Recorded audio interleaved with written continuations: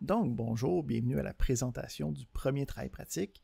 On peut aller chercher, premièrement, les différents outils qu'on va utiliser durant le travail pratique dans le site du cours. Dans l'onglet Travail pratique, vous avez un archive qui va contenir tout ce que vous avez besoin pour le dit travail pratique. Donc, ça va contenir l'énoncé de travail, un exemple de code fonctionnel. Donc, en fait, ça va être un exécutable fonctionnel, puis des tests pour pouvoir tester vos différentes fonctions que vous allez faire dans le travail. Ici, comme j'ai expliqué aussi, il y a la sélection du choix de groupe qu'il faut être faite. Donc, quand vous avez trouvé une équipe, vous sélectionnez l'activité de choix de groupe. Puis, une fois à l'intérieur, vous cliquez sur une des pastilles, puis vous dites à tous vos membres de l'équipe de cliquer sur la même pastille, puis paf, vous allez être dans la même équipe, puis vous allez être capable de faire une seule remise pour l'équipe complète. Parfait. Donc, maintenant qu'on a le choix de groupe de fait, on va aller regarder qu'est-ce qu'il y a dans le zip qui vient avec le projet. Donc, avec le zip, on va avoir, là j'ai déjà dézippé ici, donc on a 3 dossiers. On a le dossier de l'énoncé, dans lequel vous allez retrouver un document PDF que j'ai ici. Donc, on va regarder ensemble. On a un dossier de P-code qui est des fichiers .p, donc je vais vous expliquer qu'est-ce que c'est supposé de faire dans quelques instants. Puis, un dernier dossier test qui contient des tests pour les différentes fonctions que vous allez faire. Donc, comment ça va se passer? On va avoir le travail pratique d'ouvert. Donc, c'est là que vous allez regarder pour qu'est-ce qu'on est supposé de faire dans le travail d'aujourd'hui. Donc, la prémisse du travail, ça va être de travailler avec un nombre intéressant qui est le nombre de Caprécor. Donc, le nombre de Caprécor, c'est une entité mathématique qui a été découvert par, je vous laisse deviner, Caprécor. Donc, si je vous montre de quoi ça a l'air, cette affaire-là.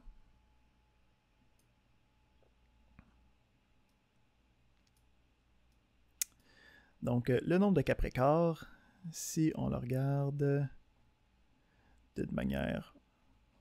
non, c'est la constante que je veux. Il en a trouvé un autre. Il a trouvé bien des affaires, M. Caprécor. Fait qu'il a trouvé le nombre 6174. Puis, pour lui, le nombre 6174, il était vraiment important. Parce que qu'est-ce qu'il a trouvé? C'est qu'il dit que si tu prends n'importe quel nombre de 4 chiffres, OK, avec au moins 2 différents chiffres, fait que tu n'as pas le droit que ce soit, mettons, 6666 ou 4444.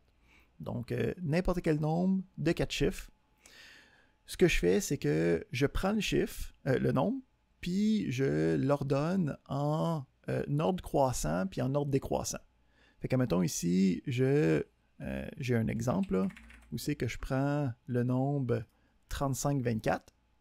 Donc, si je prends ce nombre-là, puis je le mets en ordre décroissant, hein, donc ça me donne le 5 en premier, le 3, le 5 en premier, le 4, le 3, le 2, hein, 5, 4, 3, 2. Puis je reprends le même nombre, puis je le mets en ordre croissant. Puis qu'est-ce que je fais, c'est que je vais soustraire ces deux nombres-là. Donc, je soustrais la version en ordre décroissant à la version en ordre croissant. Puis ça me donne un nouveau chiffre. Un nouveau nombre, en fait. Puis qu'est-ce que je fais, c'est que je vais répéter cette étape-là plusieurs fois. Donc, je reprends ce nombre-là, le 3087, puis je vais le représenter comme étant un nombre de 4 chiffres de manière croissante puis décroissante. Donc, en décroissant, c'est 8730, puis en croissant, c'est 0378. Fait que ça nous donne 8, si je soustrais les deux, ça nous donne 8352. Puis là, qu'est-ce qui est intéressant, c'est que si je fais ça cette fois, je vais toujours arriver à 6174. Puis si je fais cette opération-là sur 6174, ça me redonne 6174. Donc, c'est une constante qui est extrêmement intéressante, mais nous, en tant qu'informaticiens, les mathématiciens, c'est nos ennemis jurés. Donc, on ne va pas croire sur parole Capricorn. Et le projet qu'on vous fait construire, ça va être capable de prouver empiriquement. Okay, ça veut dire qu'on va juste tout essayer les nombres. Puis en essayant tous les nombres de 4 chiffres, on va s'assurer que ça marche toujours puis que ça donne toujours la constante de Capricorn en utilisant le petit algorithme qu'on s'est fait donner ici. Donc, on veut être capable de trouver à partir de n'importe quel nombre, est-ce que ce nombre-là donne la constante de Capricorn après des transformations où c'est qu'on prend les nombres en croissant, décroissant, puis on soustrait les deux. Pour être capable de faire ça, on va construire un programme qui va contenir plusieurs sous-programmes, plusieurs fonctions intermédiaires qui vont nous aider à faire cet algorithme-là. Donc, ici, on a l'énoncé de travail, on a quelques définitions, ok, donc ça, c'est à vous de lire ça, ça va vous mieux définir quand je vous donne des informations dans d'autres fonctions, quand je parle de position, quand je parle de chiffre, quand je parle d'ordre décroissant, quand je parle d'ordre croissant, qu'est-ce que ça implique? On a ici la petite description du nombre de Capricorn, puis après ça, on tombe dans les choses que nous, il faut faire. Ben, en fait, vous, là, moi, je les ai déjà faites. Donc, la prémisse, c'est qu'il faut construire une application de toute pièce, un programme de toute pièce, en construisant chacune des petites fonctions qu'on va avoir besoin. Donc, ici, dans la section 4, c'est en gros le travail à faire. Donc, le but de ce travail-là, c'est de construire les, je pense, 12, 13, les 17 différentes fonctions requises. Puis après ça, d'implémenter 2 scripts finaux qui vont nous permettre de faire des choses intéressantes avec ces logiciels-là. Donc, comment ça va marcher? C'est que pour chacune des fonctions à créer, on vous demande de lire la description de la fonction. Donc, je te dis, j'ai une fonction qui s'appelle nChiffre. Ça a la syntaxe suivante. Donc, tu peux ici avoir la signature de la fonction. On peut voir ici une description. Qu'est-ce que nChiffre ça fait? Ben, ça retourne le nombre de chiffres dans un nombre. Je peux avoir ici la liste des différentes entrées. Donc, j'ai le nombre qui est le nombre que je veux tester. La sortie n, ben, ça va être le nombre de chiffres dans mon nombre. Puis après ça, ben, j'ai un exemple de l'utilisation. Fait que si, mettons, j'utilise nChiffre, puis j'envoie 342, ben, il y a 3 chiffres à l'intérieur de 342, donc ça retourne 3. Fait que qu'est-ce qu'il faut faire à partir de là? Ben, premièrement, vous pouvez aller regarder dans le dossier P-Code. Donc, si vous allez dans ce dossier-là, vous avez, j'ai dit quand vous allez dans ce dossier-là, merci MATLAB, vous allez avoir les différentes, on va faire un petit clear CLC pour avoir tout beau, vous allez avoir toutes les versions des différentes fonctions, mais on l'a en P-Code. Je vais éternuer. J'ai le mute rapide. Donc, quand on a des fichiers en P-Code, on ne peut pas les ouvrir. Donc, si j'essaie de cliquer dessus, là, il n'y a rien qui se passe. Okay? Mais on peut les utiliser comme si c'était des fonctions qu'on avait mis dans des fichiers .m. Donc, si j'essaie d'utiliser le nChiffre de tantôt, puis que je rentre 342, je peux voir que ça me donne la bonne réponse. Donc, les fichiers P-Code nous permettent de trouver, okay, ben de tester la fonctionnalité si vous n'êtes pas certain qu'est-ce que la fonction est supposée de faire. Donc, c'est très important de garder un œil sur l'implémentation parce que notre but, c'est de tester directement ces fonctions-là. Donc, si on veut, on peut tester notre programme final. Donc, on a 2 programmes finaux. On a un qui est la preuve Capricorn. Donc, celui-là, il fait juste exécuter tous les nombres de 4 chiffres. Okay, il essaie juste de tous les nombres de 4 chiffres. Donc, on voit ça scroll ici. Puis, avec ça, ça nous donne le nombre d'itérations que ça a pris avant d'arriver au nombre de Capricorn. Donc, en plus de dire Capricorn, en plus de dire que ça va toujours tomber sur 6174, il a dit, en plus de ça, ça va prendre au maximum 7 itérations. Fait que là, on est comme, OK, on va essayer de prouver que Capricorn a tort ou raison. Donc, on a un premier programme qui va tester tous les nombres entre les deux. Puis on a un deuxième programme qui va nous aider juste à travailler avec les nombres, qu'on a appelé le Nombrotron. Donc si on exécute ce programme-là, attends, je vais le mettre avec un top de la fenêtre. Fait que ça me demande, mettons, avec quel nombre je veux travailler. Je peux rentrer un nombre quelconque. Comme ça. OK, là, ça me dit qu'est-ce que je veux faire avec ce nombre-là. Donc, ça va nous permettre de tester les sous-fonctions qu'on va être en train de travailler quand on travaille avec le nombre, la constante de Caprécor. Donc, on peut aller chercher, mettons, le nombre d'itérations. Non, mettons, la modification d'un chiffre. Fait que j'ai rentré le nombre 45 334. Fait que j'ai le chiffre 3. Je veux le changer pour des 9. Puis, je peux voir que ça a changé les nombres, les chiffres 3 dans mon nombre en chiffre 9 dans mon nombre. Fait que le Nombrotron me donne des fonctionnalités générales sur la manipulation des nombres. Donc, vous avez les fichiers .p. Vous, ce que vous voulez faire, c'est faire vos propres fichiers .m. Fait que tu commences ici, puis tu te crées une fonction, on l'appelle du même nom, donc c'est très important d'avoir le bon nom qui vient avec.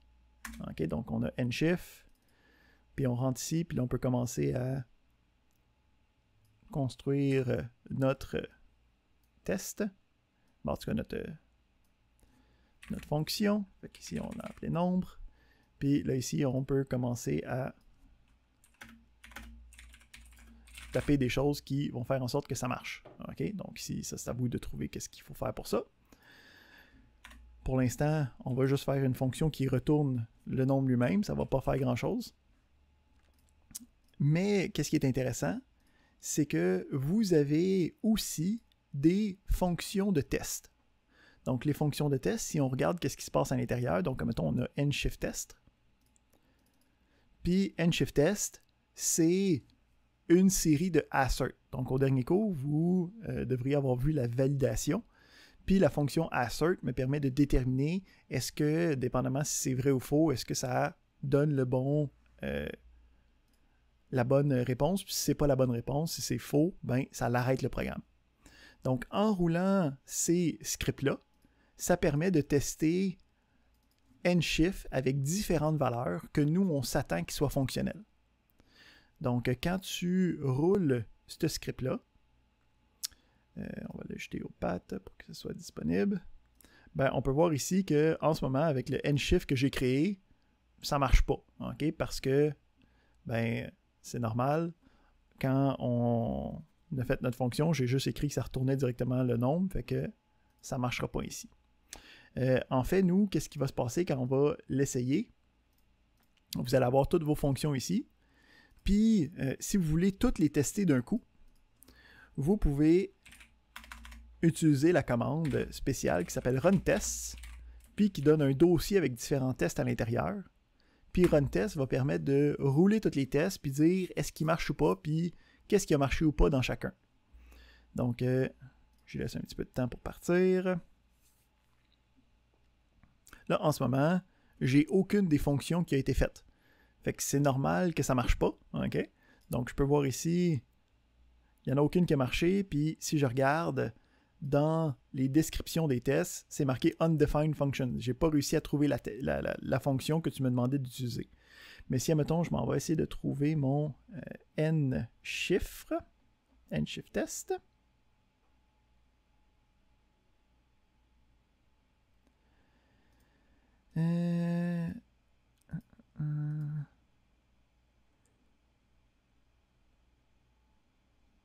Ah, il l'a pas trouvé parce qu'il n'était pas dans le même dossier. Attends, on va le rouler ici.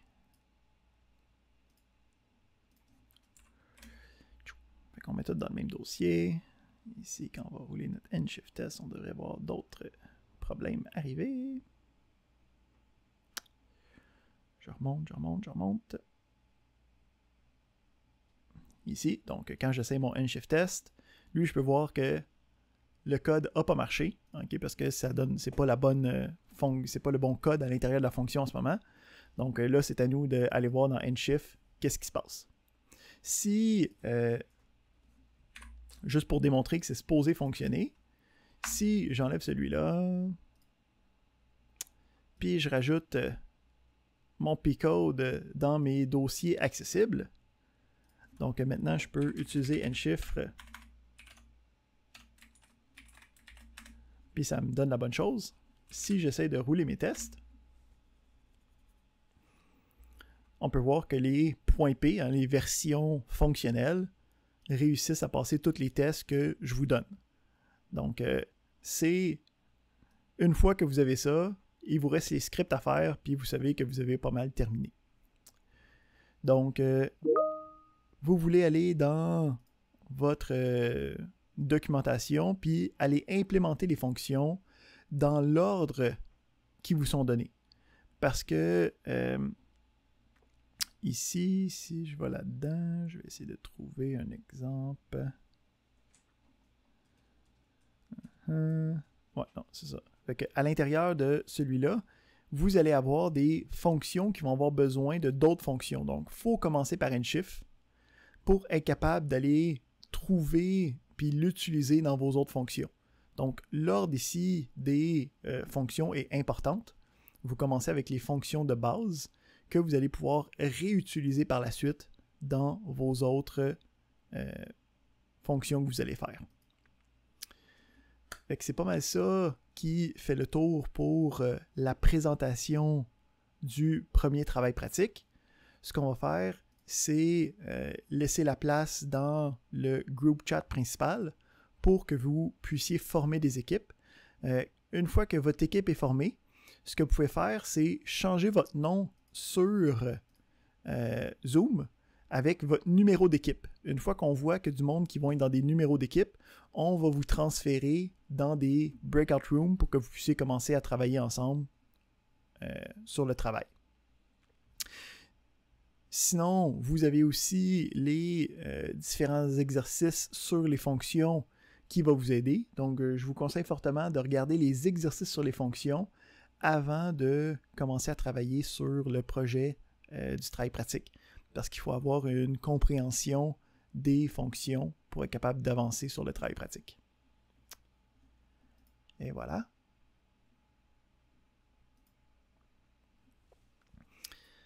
Donc, vous pouvez